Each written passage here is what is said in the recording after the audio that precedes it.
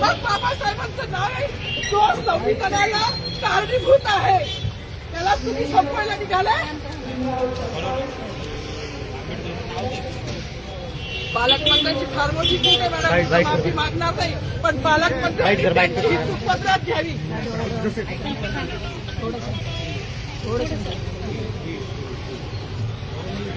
मला मीडियाशी घेणं नाही मॅडम, मला सस्पेंड केलं, मी माळूचे गाड्या उपसी, मी माती काम करीन, पण बाबासाहेबांची ओळख पुसून येणार नाही. मला सस्पेंड करायचं करू शकता मॅडम, बाबासाहेबाला संपवायचं काम करायचं नाही.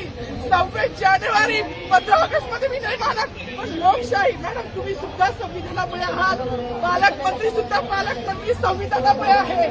कोणताही जाती भेट नाही, सगळी समानता केली आहे. बाबासाहेबांचं नाव आता तरी भाषणात येईल, मग तरी भाषणात येईल. ज्या लोक संविधानाला लोकशाहीला कारणीभूत नाही त्यांची नावं वारंवार घेतली गेली, मग जो संविधानाला कारणीभूत आहे तो प्रजासत्ताक दिनाचा जो मानकरी आहे त्याचं नाव भाषणात का नाही.